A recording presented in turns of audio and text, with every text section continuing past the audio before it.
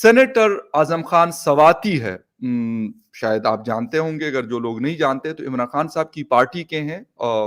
मानसहरा से उनका ताल्लुक है। पहले जमीयत उलमा इस्लाम JUIFA के साथ रहे हैं, सेनेटर थे उनकी पार्टी के। अब उनका एक ट्वीट उन्होंने कल रात को लेट नाइट किया, और वो किया जी जनरल फैसल नसीर साहब, जो इस वक्त बड़ी इंपॉर्टेंट सीट पे हैं, ISI को लीड करते हैं, उनको गालियां दी हैं उन्होंने अपने ऑफिशियल ट्विटर अकाउंट से। आर्मी चीफ पाकिस्तान में आ गए हैं और जो जाने वाले हैं उनके ऊपर एक बहुत बड़ा इल्ज़ाम लग गया है, कुछ $12.7 बिलियन का।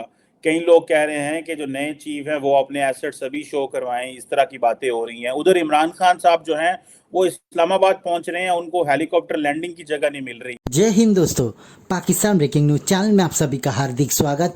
पाकिस्तानी पॉलिटिशियन पाकिस्तान आर्मी के पीछे पड़ गए हैं और आप देख सकते हो कि आज हर एक पाकिस्तानी पॉलिटिशियन पाकिस्तानी आर्मी के खिलाफ बात कर रहा है, क्योंकि ये पाकिस्तानी आर्मी ही है जो कि पॉलिटिकल पार्टीज को चलाती है पाकिस्तान में।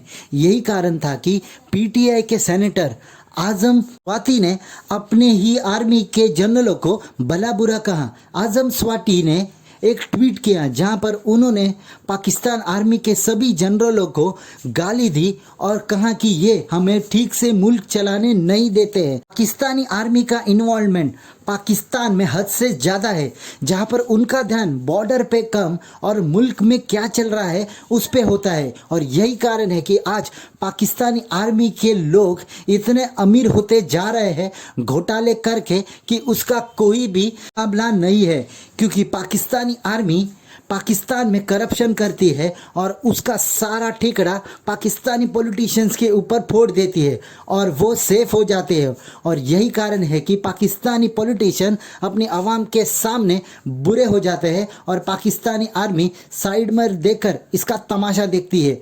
और यही कारण है कि सभी पॉलिटिशियन अभी पाकिस्तानी आर्मी के खिलाफ बात करना शुरू कर दिया है। क्या आने वाले पाकिस्तान में पाकिस्तानी आर्मी और पाकिस्तानी पॉलिटिशियंस के बीच में कोई जंग देखने को मिल सकती है?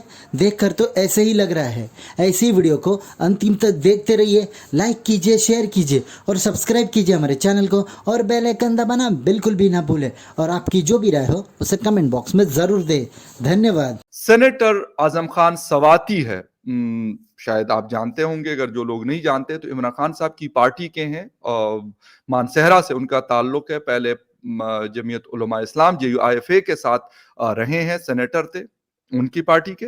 अब इमरान खान की पार्टी के, और उनको आपको पता होगा कि लास्ट मंथ उनको FIA ने पकड़ा था, और उसके बाद फिर उन्होंने जो प्रेस कॉन्फ्रेंसिस की थी और कहा था कि मुझे किसी एजेंसीज के हवाले किया था FIA ने।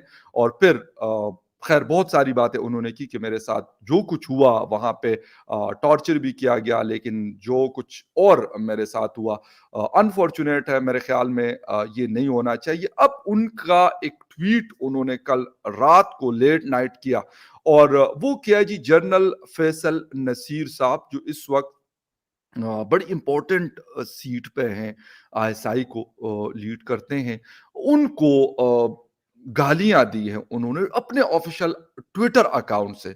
बिलीव मी, मतलब आजम खान सवाती साहब से थोड़ा बहुत मिलना जुलना कम है, लेकिन है थोड़ी बहुत बात पहले मेरी उनसे हुआ करती थी। अब नहीं होती, काफी अरसा हुआ। किसी बात पे नाराज हो गए थे, किसी शो के हवाले से था उनका, फिर वो नाराज हो गए थे और उन्होंने कहा कि जी मैं बात नहीं करूंगा। खैर एनीवे, वो एक अलग बहुत लंबा किस्सा है। लेकिन उन्होंने जो बात की है वो दैट इज वेरी इंपॉर्टेंट। और उन्होंने फैसल नसीर को के हवाले से एक तो ट्वीट किया है, और उस ट्वीट में उन्होंने मेरे ख्याल में अब्यूजिंग लैंग्वेज नहीं इस तरह की यूज करनी चाहिए थी। आजम खान स्वाति साहब भी रिस्पेक्टेबल आदमी है, और जनरल साहब को तो हम इस तरह नहीं जानते, लेकिन ठीक है, जनरल की पोस्ट पे इस वजह से नहीं कह रहा, लेकिन इस तरीके से पब्लिकली, क्योंकि ये पब्लिक है, वहां पे इस तरह की लैंग्वेज इस्तेमाल करना ठीक है। आप कहते हैं जी मैंने उनको हर फोरम पे जाके मैं घसीटूंगा, ये करूंगा, वो करूंगा, ठीक है, आपका जो कानूनी रास्ता है सर आप बिल्कुल करें। आजम खान सवाती साहब के रोज उनके साथ उनके सेनेटर फलकनाज, क्योंकि जान पहचान उनसे ज्यादा है, तो उनका रोज मुझे आ रहा होता है कि उनके जो प्रोटेस्ट है वो पार्लियामेंट से सुप्रीम कोर्ट ऑफ पाकिस्तान के सामने जाते हैं, अपना एहतजाज रिकॉर्ड करवाते हैं और वो कह रहे जी FIR की जाए। ये सारा कुछ ये एक अलग बहुत लंबा किस्सा इस वक्त जो है वो चल रहा है इस्लामाबाद के अंदर। लेकिन हम शायद या हमारे जैसे और बहुत सारे लोग ये समझ रहे थे कि शायद ये किस्सा अब ठंडा हो जाएगा आर्मी चीफ के अपॉइंटमेंट के बाद और शायद खामोशी हो जाएगी। लेकिन आजम खान सवाती साहब मुझे लग रहा है कि वो जिसे कहते हैं पीछे हटने वाले नहीं हैं। अब ये नहीं पता कि उनके पास क्या प्रूफ है, क्या सबूत है उनके पास, क्या नहीं है और कितनी हकीकत है, क्या नहीं है। I don't know that. मैं बिलीव में आपको सच्ची बात बता दूं कि जी नए पाकिस्तान के नए आर्मी चीफ जो हैं वो लेफ्टिनेंट जनरल आसिम मुनीर साहब को मिल चुकी है वो छड़ी जो कि बाजवा साहब के पास हुआ करती थी और आर्मी चीफ के पास होती है, और आप लोग सब जानते ही हैं। तो बिल्कुल नए आर्मी चीफ आ चुके हैं और उसकी वजह से काफी हंगामा रहा पाकिस्तान में। हमने कोई भी दूसरा टॉपिक, शायद ही कोई सब्जेक्ट किसी ने कवर किया हो, सबको बस यही फिक्र पड़ी थी। आज जो अमेरिकन मीडिया ने और यूरोपियन गार्डियन ने और वॉशिंगटन पोस्ट और न्यूयॉर्क टाइम्स में जो इन्होंने एक रिस्पॉन्ड दिया है आपके नए आर्मी चीफ पे, उन्होंने कहा कि नंबर 1 चैलेंज इनका इकॉनमी होगा और दूसरा सबसे बड़ा चैलेंज ये होगा कि फौज जिस तरीके से बदनाम हो चुकी है, फौज का जो किरदार पाकिस्तान के अंदर जितना उसको डैमेज कर दिया गया है, उसको ठीक करना दूसरा सबसे बड़ा चैलेंज होगा। अब मैं बताना चाहूंगा मेरी नजर में आर्मी चीफ साहब को क्या क्या मुश्किलात है।